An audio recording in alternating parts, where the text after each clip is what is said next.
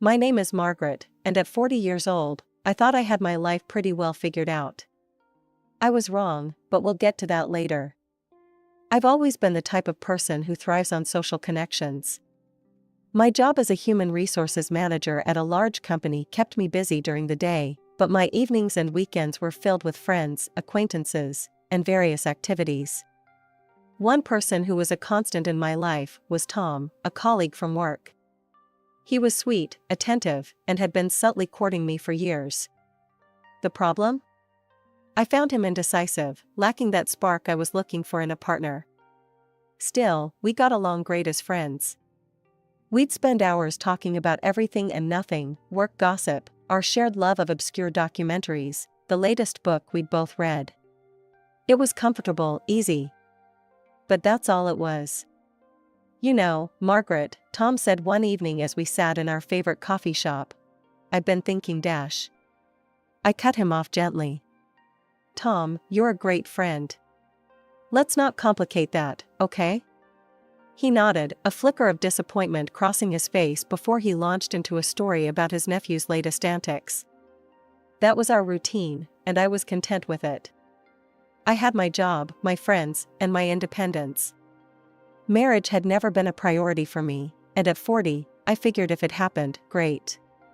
If not, I was happy with my life as it was. Little did I know that everything was about to change. It started innocently enough.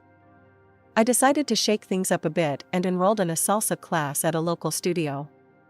I figured it would be a fun way to stay active and maybe meet some new people. On the first night of class, I arrived early, nervous energy thrumming through me. As I stretched at the bar, the door opened, and in walked the most gorgeous man I'd ever seen. He was younger than me, maybe early 30s, with dark hair and eyes that crinkled when he smiled. And boy, did he smile when he saw me. Hi there, he said, walking over. I'm Jason. Is this your first class too? I nodded, suddenly feeling like a tongue-tied teenager. Yeah, I'm Margaret. Nice to meet you. As we chatted before class, I learned that Jason worked as a sales manager for a pharmaceutical company. He was charming, confident, and made me laugh in a way I hadn't in years. When the instructor paired us up for the first dance, I felt a jolt of electricity as Jason's hand found my waist. As we moved together, stumbling and laughing, I realized something had shifted. For the first time in a long time, I felt alive. After class, Jason asked me out for a drink, and I surprised myself by saying yes without hesitation. You know, Jason said, leaning in close, I'm really glad I decided to take this class. I smiled, feeling a warmth spread through me that had nothing to do with the wine. Me too, Jason. Me too. As I drove home that night, my head was spinning. I'd gone to that dance class expecting to learn some new moves. Instead, I'd met someone who made me feel things I thought I'd long since outgrown. The next 6 months were a blur of dancing, laughter, and stolen kisses. Jason and I fell hard and fast for each other. Every moment with him felt electric. Margaret, Jason said one evening as we strolled through the park, hand in hand. I know this might seem fast, but I've never felt this way about anyone before. Will you marry me? My heart skipped a beat. At 40, I'd long since given up on the idea of marriage. But with Jason, everything felt different. Possible. Exciting. Yes, I breathed, barely believing the words coming out of my mouth. Yes, I'll marry you. The wedding was a whirlwind affair. I was floating on cloud 9, convinced that all my dreams had finally come true. As I walked down the aisle, I caught sight of Tom, my work colleague. His face was a mixture of shock and disappointment, but I pushed the thought aside. This was my day, my happiness. After the ceremony, Tom approached me, his smile not quite reaching his eyes. Congratulations, Margaret. I'm happy for you. I could see the hurt behind his words, but I chose to keep things light. Thanks, Tom. Hey, don't worry. I'm sure you'll find someone special soon enough. He nodded, but I could see the doubt in his eyes. Still, I was too caught up in my own joy to dwell on it. After the wedding, Jason moved into my large house, the one I'd inherited from my parents. It felt right, like the final piece of the puzzle falling into place. "What do you think about kids?" I asked Jason one night as we lay in bed, basking in newlywed bliss. Jason's face clouded over slightly. "Honey, we're not exactly spring chickens anymore. Don't you think we're a bit past that stage?" I considered his words. At 40, having children hadn't been at the forefront of my mind. But now, with Jason, the idea had a certain appeal. Still, I didn't want to rock the boat so early in our marriage. "You're probably right," I conceded. "We have each other. That's enough." The first year of our marriage was everything I'd dreamed of and more. Jason was attentive, loving, and seemed to anticipate my every need. We traveled, we entertained, we built a life together that felt perfect. But as we approached our first anniversary, I began to notice subtle changes in Jason's behavior. His moods became unpredictable. Some days he was the sweet, charming man I'd fallen in love with. Other days, he was irritable and distant. "Jason, is everything okay?" I asked one evening after he'd snapped at me over something trivial. He rubbed his forehead, looking suddenly tired. "I'm fine, Margaret. Just stressed about work." "Don't worry about it." But I did worry. As the weeks went by, Jason's mood swings became more pronounced. I couldn't shake the feeling that something was seriously wrong. "I think you should see a doctor," I finally said one night. "These mood swings, they're not normal, Jason." He looked at me for a long moment, his expression unreadable. Then, to my surprise, he nodded. "Maybe you're right. I'll make an appointment." As I watched Jason pick up the phone to call his doctor friend, I couldn't shake the feeling that our perfect life was about to change dramatically. But I pushed the thought aside. We were in this together, for better or for worse. Whatever was happening, we'd face it as a team. Or so I thought. As Jason began his treatment with his doctor friend, I tried to be as supportive as possible. I wanted to accompany him to his appointments, to be there for him every step of the way. But Jason was adamant about going alone. "It's easier for me this way, Margaret," he'd say, his eyes pleading for understanding. "I appreciate your support, but I need to do this on my own." I respected his wishes, even though it pained me to be shut out. After one particular appointment, Jason came home looking more defeated than usual. "What's wrong?" I asked, immediately concerned. Jason sighed heavily. "The insurance, it doesn't cover everything. The treatment costs are higher than we thought." My heart sank. We'd been doing well financially, but medical bills had a way of piling up quickly. Without hesitation, I made a decision. "We'll figure it out," I assured him. "I have some savings. We can use that for your treatment." He pulled me into a tight hug, and I felt his body relax against mine. At that moment, I was certain I'd made the right choice. But as time went on, doubts began to creep in. Despite the expensive treatments, Jason's condition seemed to be worsening. He became forgetful, sometimes leaving the house and getting lost. Valuable items started disappearing from our home. One day, I noticed my grandmother's jewelry was missing.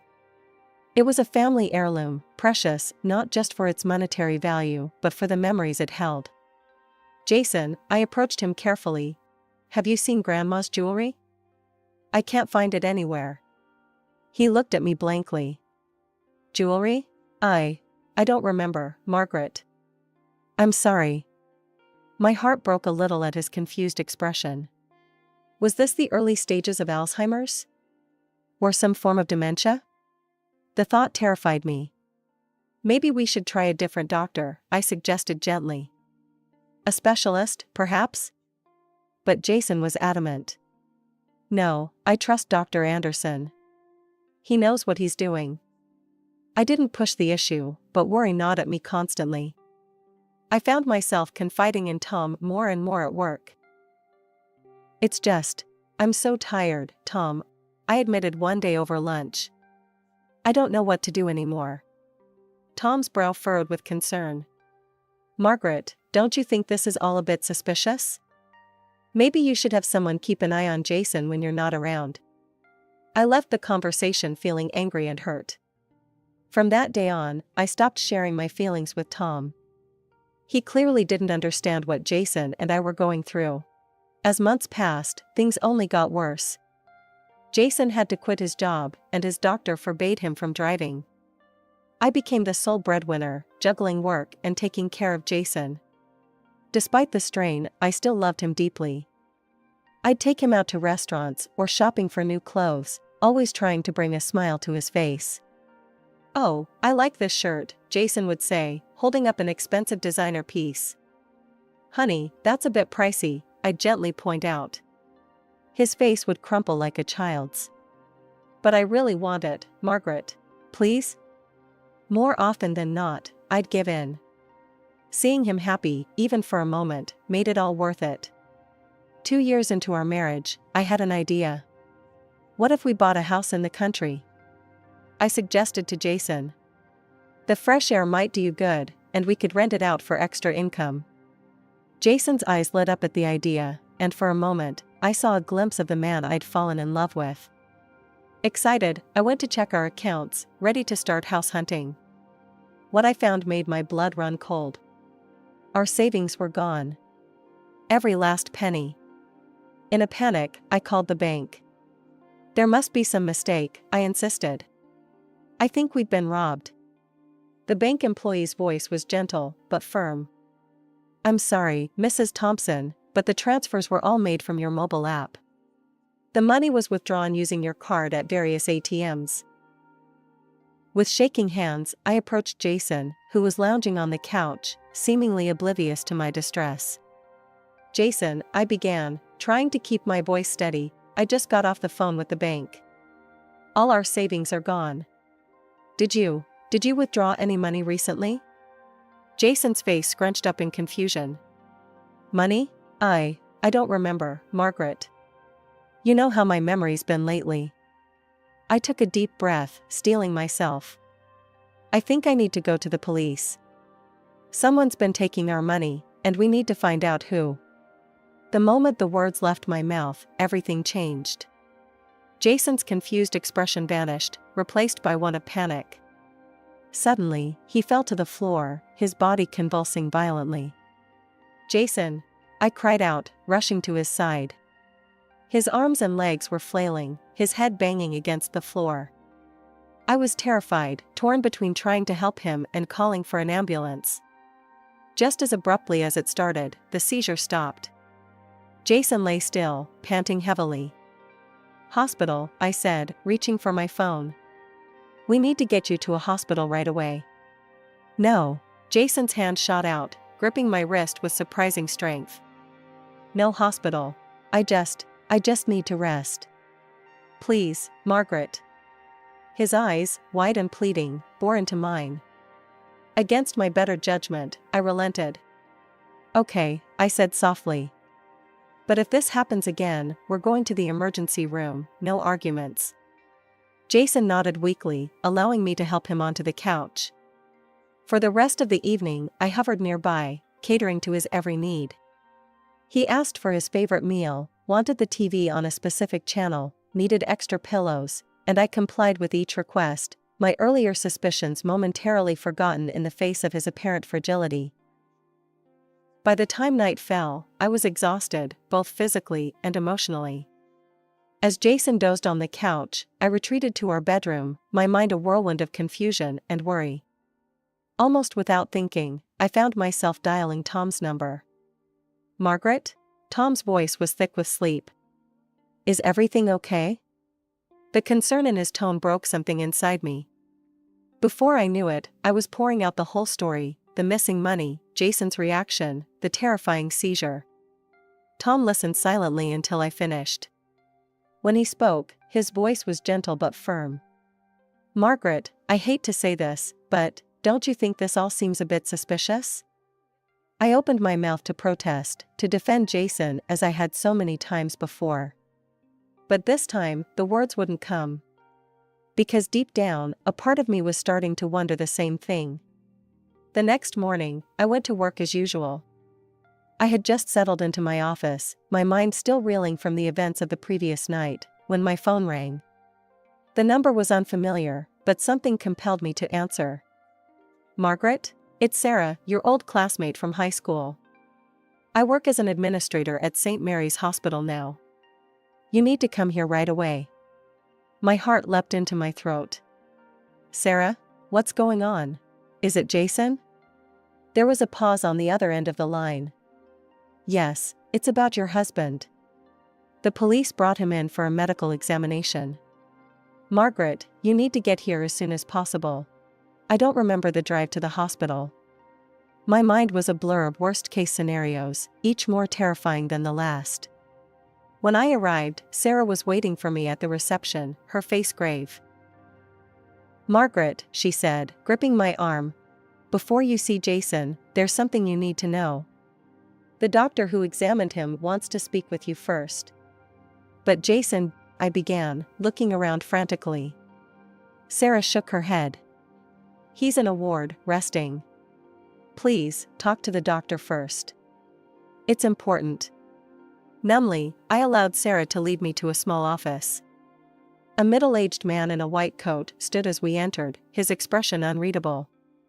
"Mrs. Thompson," he began, "I'm Dr. Patel. I examined your husband when he was brought in earlier today." I nodded, unable to form words. "Mrs. Thompson, I need you to listen carefully," Dr. Patel continued. "You need to contact the police immediately and report the missing money from your accounts." I blinked, confused. "But how did you—" Dr. Patel held up a hand. "When your husband was brought in, I overheard him on the phone. He was distressed that he couldn't get away with your money." The room seemed to tilt around me. "I don't understand," I whispered. "Mrs. Thompson," Dr. Patel said gently, "after a thorough examination, I can say with certainty that your husband is not ill. I believe he's been faking his symptoms, possibly for quite some time." "The medication he's been taking?" "Harmless placebos." I felt as if I was falling, the ground disappearing beneath my feet. All those months of worry, of care, of depleting my savings for his treatment, it had all been a lie? But his doctor," I stammered. "His friend, Dr. Anderson." "I'm afraid," Dr. Patel said softly, "that this Dr. Anderson may be an accomplice. We've alerted the medical board, but right now, our priority is ensuring your safety and recovering your assets." I stood abruptly, my chair scraping against the floor. "I need to see him," I said, my voice sounding strange to my own ears. Dr. Patel nodded to Sarah, who had been standing silently by the door. "Of course. But please, contact the police first. Your husband is currently under guard, but we need to make this official." In a daze, I followed Sarah out of the office. She handed me her phone, and with trembling fingers, I dialed the police. "This is Margaret Thompson," I said, my voice growing stronger with each word. "I need to report a theft.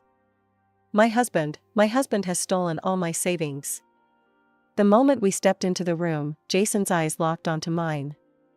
For a split second, I saw a flicker of fear cross his face, before he schooled his features into an expression of confusion and distress. "Margaret," he cried out, attempting to rise from the bed. "Thank God you're here. These people, they don't understand. I'm sick, I need—" "Stop it, Jason," I cut him off, my voice ice cold.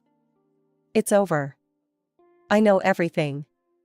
Jason's face crumpled, and then, before my eyes, his entire demeanor changed. The confused, sickly man I'd been carrying for these past 2 years vanished, replaced by a stranger with cold, calculating eyes. "You stupid scum," he spat, all pretense gone. "You had no idea, did you? You were so easy to fool." I felt the officers tense beside me, ready to intervene. But I held up a hand, stopping them. I needed to hear this. "Why?" I asked, surprised by how steady my voice sounded. "Why did you do this?" Jason laughed, a harsh, ugly sound. "Why? Because it was easy. You were so desperate for love, so eager to play the devoted wife. All I had to do was play sick, and you handed over everything on a silver platter. Each word was like a knife, but I stood my ground. And Dr. Anderson?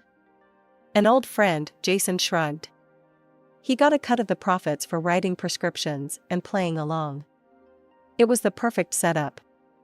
I nodded slowly, taking it all in. Then, without another word, I turned to the officers. I'm ready to press charges now. With that, I turned and walked out of the room, out of the hospital, and into a future I never could have imagined. The investigation revealed the full extent of Jason's deception. Not only had he stolen my savings, but he had a history of similar cons. He'd been married before, leaving his ex-wife penniless after a divorce.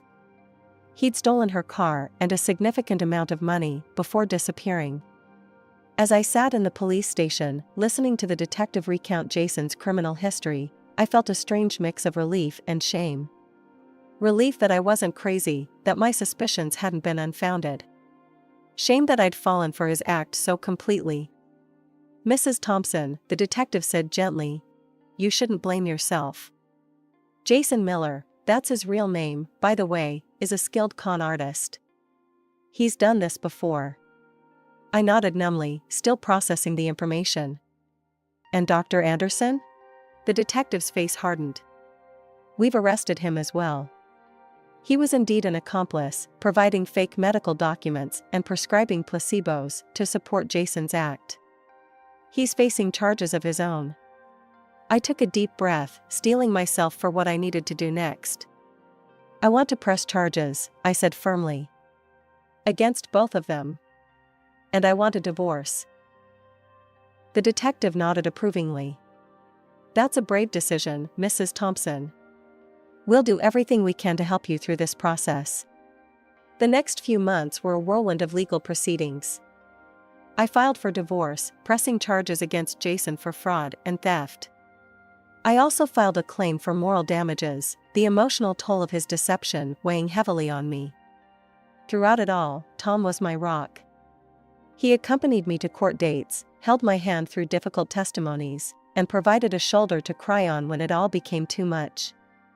As the trial progressed, more details of Jason's scheme came to light. The prosecution was able to trace where my money had been transferred, and to my immense relief, much of it was recovered. Jason and Dr. Anderson both faced severe consequences for their actions. Jason was sentenced to several years in prison and ordered to pay substantial compensation, not just for the money he'd stolen, but for all the time I'd spent supporting him during his fake illness. Dr. Anderson was stripped of his medical license and also faced jail time. As we left the courthouse, Tom turned to me, his eyes serious. Margaret, there's something I need to tell you. My heart skipped a beat at his tone. What is it, Tom? He took a deep breath, then said the words I'd never expected to hear. I love you, Margaret. I have for years. I know this might not be the right time, but I couldn't keep it in any longer. I stood there, stunned. As I looked into his earnest eyes, I felt something stir in my heart, something I thought had died with Jason's betrayal. Tom, I began, not sure how to respond. He held up a hand, smiling gently. You don't have to say anything now. I know you're still healing. I just wanted you to know that when you're ready, if you're ever ready, I'll be here. Tom's confession had caught me off guard, but as the weeks passed, I found myself looking at him in a new light.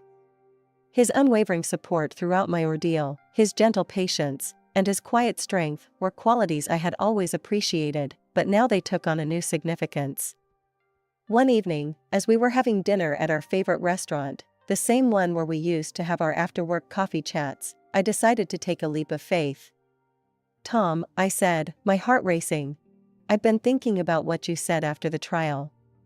He looked up, his expression a mix of hope and apprehension. Yes? I took a deep breath. I think I'm ready to give us a chance. If you still want to, that is. The smile that broke across Tom's face was like the sun coming out after a storm. He reached across the table, taking my hand in his. Margaret, nothing would make me happier. And so, we started dating. It was different from my whirlwind romance with Jason. With Tom, things moved slowly, naturally. We already knew each other so well, but discovering each other in this new context was exciting and comforting at the same time. Months passed, and our relationship deepened. Tom was everything Jason wasn't: honest, dependable, and genuinely caring. He never pushed me, always respecting my boundaries and understanding when I needed space to process my emotions. 1 year after we started dating, Tom proposed. As we planned our wedding, I couldn't help but reflect on how different everything was this time around. There was no rush, no whirlwind of emotions clouding my judgment. Instead, there was a steady, warm certainty that I was making the right choice. Our wedding day dawned bright and clear. As I walked down the aisle towards Tom, I saw in his eyes the same love and devotion I'd always seen there, even when I was too blind to recognize it for what it was. After the ceremony, as we danced our first dance as husband and wife, Tom leaned in and whispered, "I've loved you for so long, Margaret. I promise to spend every day showing you how much you mean to me." I held him tighter, feeling truly safe and loved for the first time in years. "I love you too, Tom. Thank you for never giving up on me." As we swayed to the music, surrounded by our friends and family, I realized that sometimes life's greatest challenges can lead to its greatest joys. My journey had been difficult, filled with pain and betrayal, but it had led me here, to true love and happiness.